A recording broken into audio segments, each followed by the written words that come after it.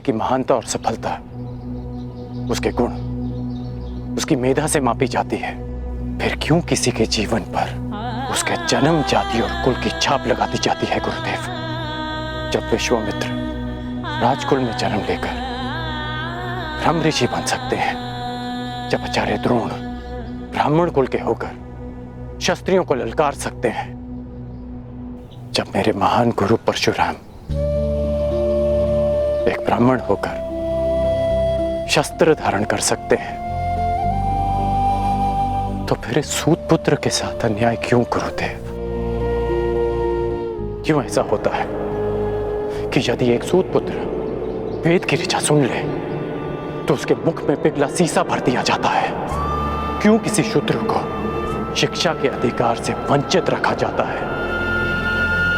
क्यों मेरे भाई शोण को मार दिया गया था?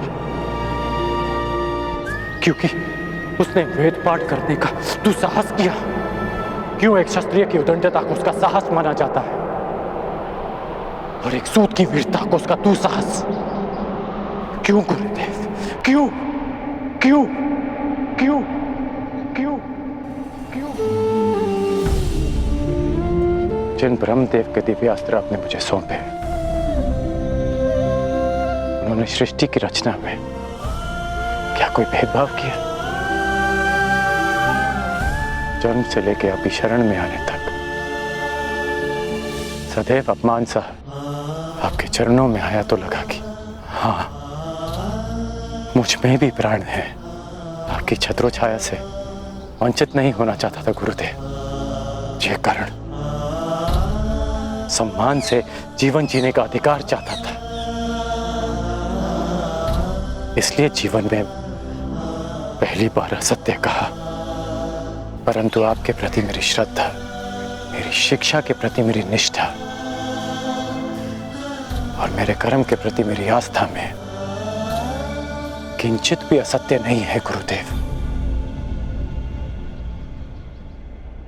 आपके इस शिष्य ने आपकी हर शिक्षा, हर परीक्षा को ईश्वर का प्रसाद मानकर ग्रहण किया और आज ये राधे सगर्व आपका श्राप भी स्वीकार करता है। किंतु इतना निवेदन अवश्य करूंगा कि मेरा सूत पुत्र होना मेरे अधिकार में नहीं था। इतना अवश्य कहूंगा कि आपने मुझे उस भूल के लिए श्राप दिया जिस पर मेरा कोई वश नहीं था गुरुदेव। तुम्हारा तुम्हारे जन्म पर वश नहीं था, मैं जानता हूं, परंतु तुम्हारा वश कर्म पे तो था और तुम्हें श्राप तुम्हारे असत्य बोलने के कर्म के कारण मिला है। नहीं गुरुदेव, एक सूत पुत्र को श्राप मिला क्योंकि उसका जन्म ब्राह्मण कुल में नहीं हुआ, क्योंकि एक सूत होने के पश्चात भी उसने सम्मान से जीवन जीना चाहा, अपना अस्तित्व बनाना चाहा, इसलिए एक सूत पुत्र को श्राप मिला। अपने गुरु से सत्य ना बोलने की भूल तुमसे हुई है कर्ण, और एक गुरु ने अपने शिष्य का सत्य जाने बिना उसे श्राप दे दिया। ये भूल परशुराम कर बैठा।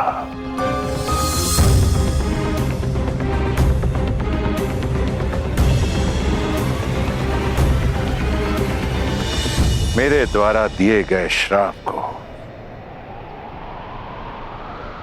मैं वापस तो नहीं ले सकता हूं कर्ण, परंतु उसके प्रभाव को कम करने का प्रयत्न अवश्य करूंगा। आज से तुम्हारे बाणों में ऐसा तेज होगा जो तुम्हें मेरे अन्य शिष्यों से भिन्न करेगा।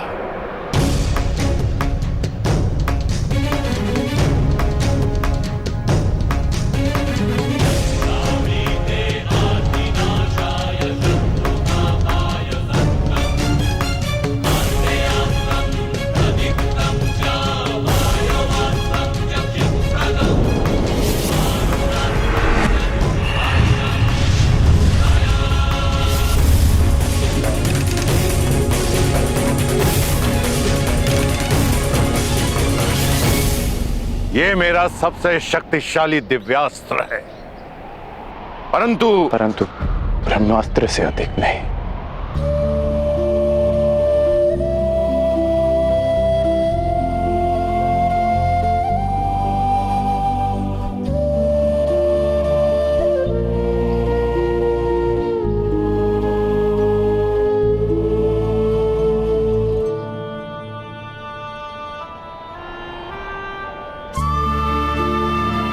गुरु दक्षिणा मांगिए गुरुदेव।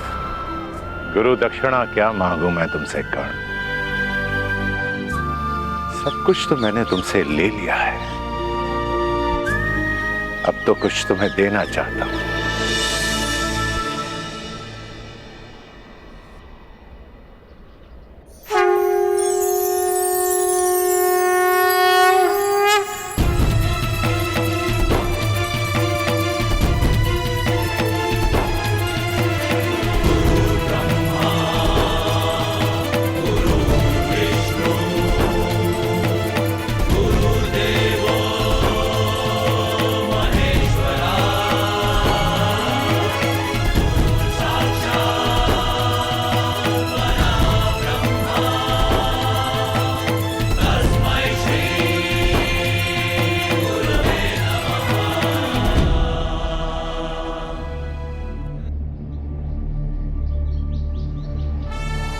ये मेरा दिव्य धनुष है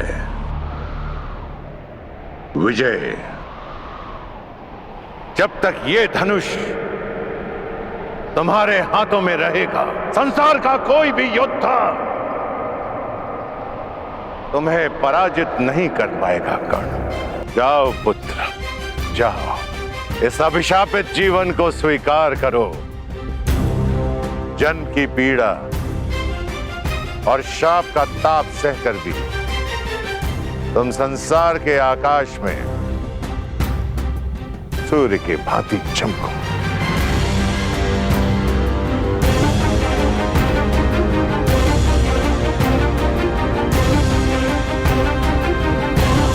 माता की मार संसार का सबसे बड़ा प्यार होता है, और गुरु का श्राप भी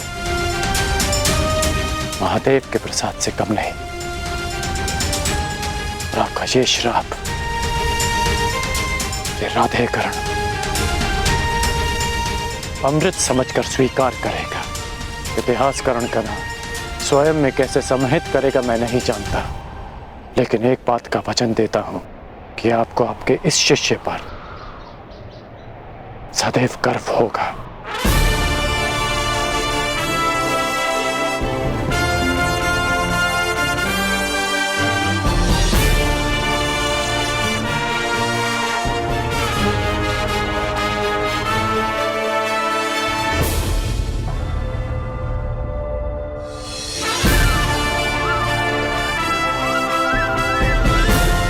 आज से मेरा नया जीवन प्रारंभ होता है। दिव्यास्त्रधारी कर्ण, और मैं अभिशापित सूत पुत्र भी, मैं जिसे जीवन का अधिकार नहीं मिला, और मैं जो इस अधिकार के लिए अपनी अंतिम श्वास तक लड़ूंगा, मैं राधेकर्ण।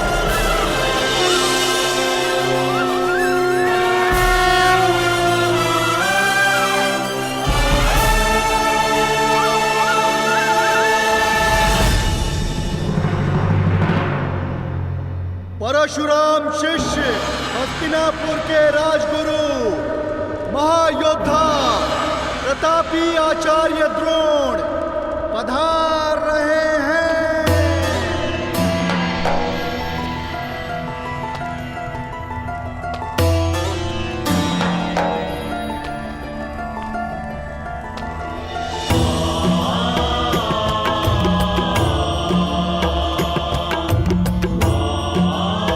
हस्तिनापुर नरेश महाराज धृतराष्ट्र की जय हो। आपके स्वर से लगता है कि रंगभूमि कुमारों के प्रदर्शन के लिए तैयार है। जी महाराज, 105 योद्धा हस्तिनापुर के आकाश में अपने शस्त्र बल का तेज फैलाने के लिए प्रस्तुत है। और इतना नहीं महाराज, हस्तिनापुर की जनता अपने राजकुमारों के स्वागत के लिए आतुर है, प्रतीक्षा कर रहे हैं कि वे कब आएंगे। समय आ गया है जब मेरे पुत्र अपनी योग्यता का प्रदर्शन करेंगे। समय की चाल में आहट नहीं होती महाराज, किंतु वेग की भांति वो चलता है। कल की ही बात लगती है कि नन्हे कौरव और पांडव इसी महल के आंगन में उद्दंडता करते फिरते थे और आज शक्ति का प्रदर्शन करने के लिए प्रस्तुत हैं। भाग्यशाली है भीष्म जो अपने पुत्रों का ये रूपांतरण देख सकता है। सौभाग्यशाली तो हस्तिनापुर है ताचरी, जिसे आपकी छत्र छाया मिली।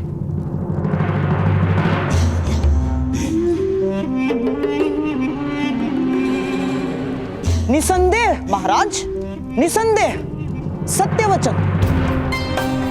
जिस राज्य के महाबली भीष्म और महाधनुर्धर द्रोण जैसे स्तंभ हो, वो राज्य सौभाग्यशाली होगा ही।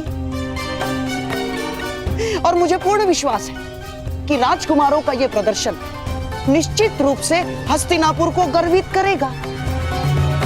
आनंद दुगना हो सकता है महाराज यदि क्या शकुनी?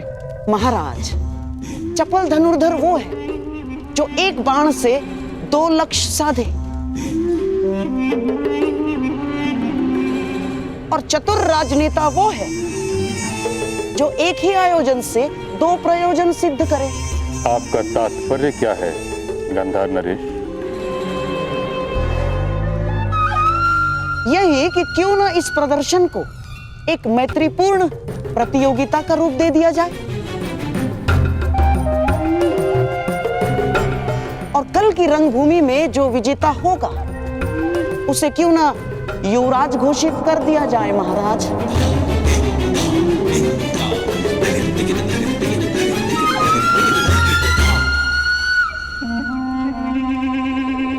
कल की रंगभूमि में जो विजेता होगा उसे क्यों ना युवराज घोषित कर दिया जाए महाराज। प्रतिस्पर्धा प्रतिद्वंदियों के बीच होती है गांधार नरेश, भाइयों के बीच नहीं।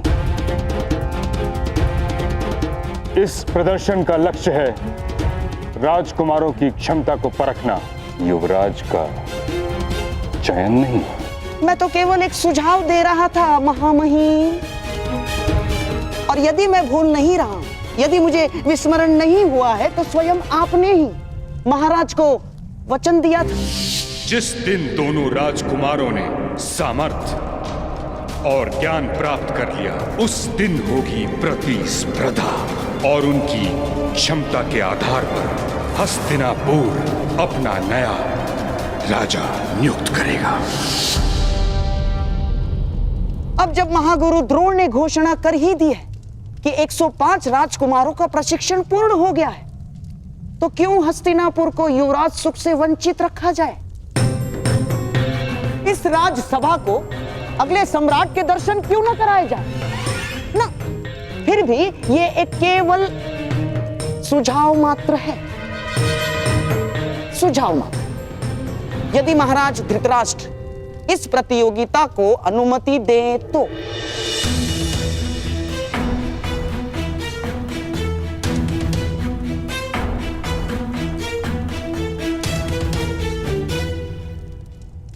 उचित कह रहे हो शकुनी। इस सुझाव पर विचार किया जा सकता है। निश्चित रूप से हस्तिनापुर को युवराज की आवश्यकता है। निश्चित रूप से युवराज की आवश्यकता है महाराज, किंतु चयन के लिए प्रतिस्पर्धा विकल्प नहीं। महामहिम का कथन सत्य है महाराज। इन 105 भाइयों को एक साथ मिलकर हस्तिनापुर की रक्षा करनी है। जो उत्तराधिकार के लिए एक दूसरे से लड़ बैठेंगे, वो मिलकर किसी देश की रक्षा कैसे करेंगे? यह असंभव है महाराज। ये रंगभूमि 105 भाइयों के कौशल का प्रदर्शन स्थल है, उत्तराधिकारियों के मध्य। इसे युद्ध क्षेत्र मत बनाए।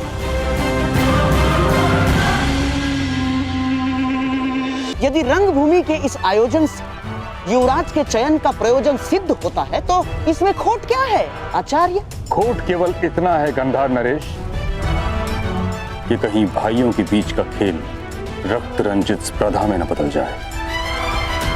महामहिम भीष्म बिल्कुल ठीक कह रहे हैं। आचार्य, वो क्षत्रिय कैसा जो युद्ध से भयभीत हो जाए, और वो राजकुमार कैसा जो अपने राज्य की रक्षा के लिए घाव खाने से पीछे हट जाए? और क्या गुरु द्रोण को अपने शिष्यों पर इतना भी विश्वास नहीं कि वे तनिक पीड़ा सह सकेंगे? और क्या महामहिम भीष्म को अपने कुल के रक्त की परीक्षा लेना क्या इतना कठिन प्रतीत हो रहा है? क्यों? जो गंगा पुत्र भीष्म अपने केवल वचन के लिए आजन्म ब्रह्मचारी रहे, जिन्होंने अपने दिए हुए वचन के लिए मृत्यु को स्वयं से आज तक दूर रखा, क्या ऐसे महामहिम महाबली गंगा और शांतनु पुत्र भीष्म हस्तिनापुर के सिंहासन को एक सशक्त, समर्थ, सक्षम और सुरक्षित हाथों में नहीं देखना चाहेंगे? मैं मानता हूं ताछरी कि राजकुमारों के लिए यह प्रतियोगिता बहुत कठिन होगी, परंतु मुझे आचार्य द्रोण की शिक्षा पर पूर्ण विश्वास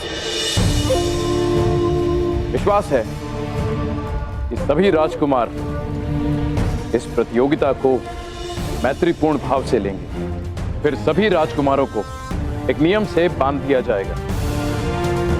यदि किसी भी राजकुमार दूसरे राजकुमार का रक्त बहाया तो उसे अपात्र घोषित कर दिया जाएगा। इस नियम के प्रभाव से आपकी चिंता का हल भी निकल आएगा और हस्तिनापुर को उसका युवराज भी मिल जाएगा। कहिए ताछरी, क्या ये उचित नहीं? जैसी महाराज की अच्छा। तो फिर यह निश्चित रहा कि कल सभी राजकुमारों के बीच शक्ति प्रदर्शन होगा और मुझे पूर्ण विश्वास है कि विजेता वही होगा जो सर्वश्रेष्ठ होगा।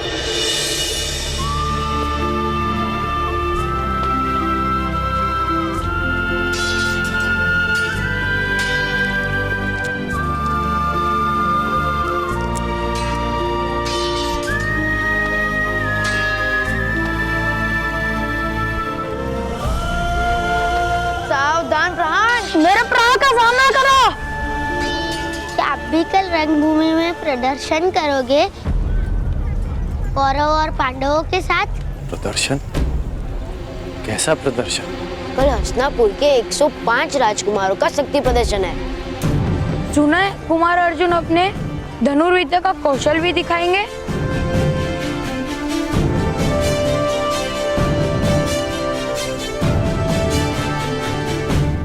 कल की प्रतियोगिता में कौन किसके साथ द्वंद्व करेगा, यह निश्चय आप करेंगे। प्रतियोगिता पक्षपात रहित होनी चाहिए महामहिम। आप आचार्य द्रोण पर संदेह कर रहे हैं गंधार नरेश? नहीं महामहिम, कदापि नहीं। मैं तो केवल मानवीय निर्बलता की बात कर रहा हूं। कितना भी प्रयास कर लीजिए, घुटना पेट की ओर ही मुड़ता है, और ना चाहते हुए भी एक माता अपने पुत्र के पक्ष में ही बोलती है महामहिम।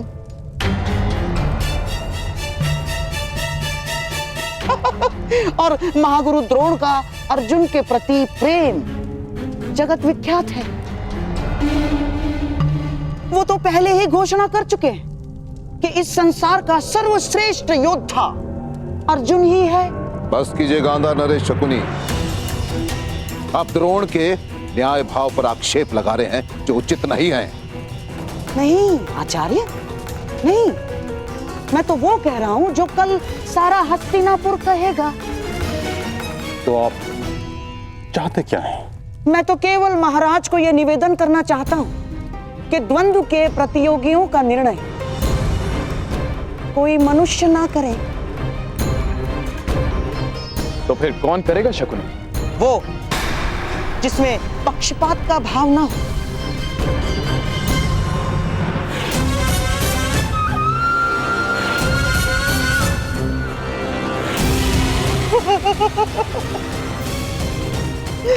ये मेरे पास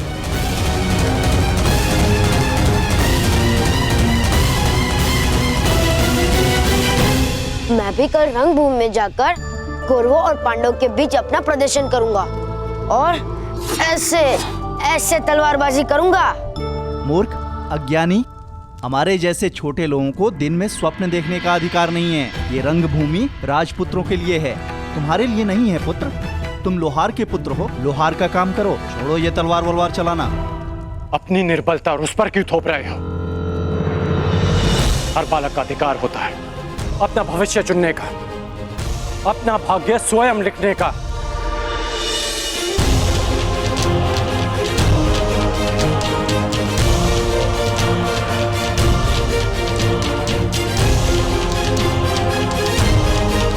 छोटे मित्र, कभी स्वप्न देखना मत छोड़ना